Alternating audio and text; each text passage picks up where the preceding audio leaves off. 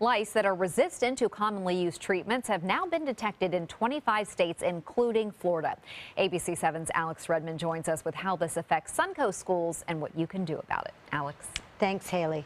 No, they don't have X-ray vision, nor can they leap tall buildings in a single bound. But like it or not, lice have made their way to the Suncoast, and they are now harder to get rid of than ever. They're sesame-sized creepy crawlies that make their home on your hair. Why are you itching? Why am I itching? I'm just thinking about head lice. You know, when somebody says it itches there, now I got to itch. And if you have kids, says Dr. Joaquin Aristimuño, you'll probably see an episode of head lice. Typically, anywhere where the kid comes in contact with somebody that has lice, basically head contact, like head to head. Kids are just hands-on.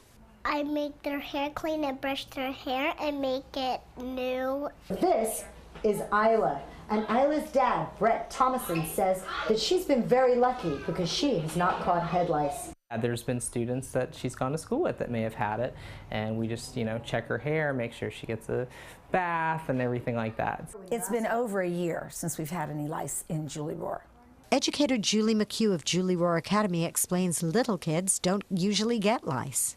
But when they get to be a little bit older, the kids are sharing brushes all the time. Oh, give me your brush. Or some kid will have a hat on. Oh, I like that hat. Let me try it on.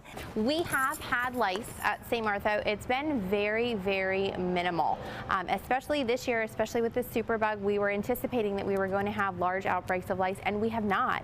Students, says Principal Siobhan Young, didn't get lice at school rather than from outside excursions. Once the school knows, there's protocol. We check that child for any active lice, and nits. Our school nurse goes through their head.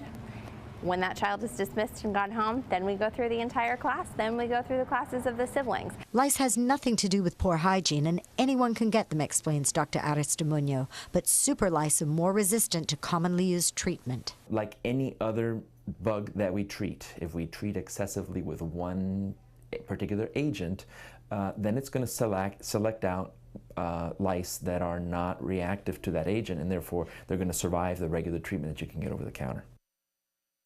FDA-cleared medical device, Airolay, kills more than 99% of lice eggs in a single one-hour treatment, and it's used by lice removal specialists. It costs about $170, so there is hope.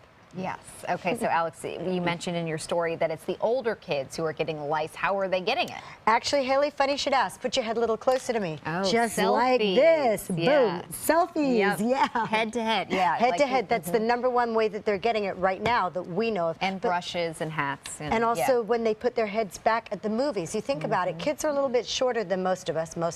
But anyways, when they put their head back, they get, the lice transfers from where the other kid that had the lice had their head on the seat at the movie theater. And it's so hard to get rid of because your bedding and your carpet and your blankets and everything that you touch at your house has to be totally sanitized, and that's hard to do. But the good thing is that the health department says that there are no medical implications. They really are just, it's just annoying inconvenient and itchy and all that. Yeah. Yeah. All right. Thank you, Alex.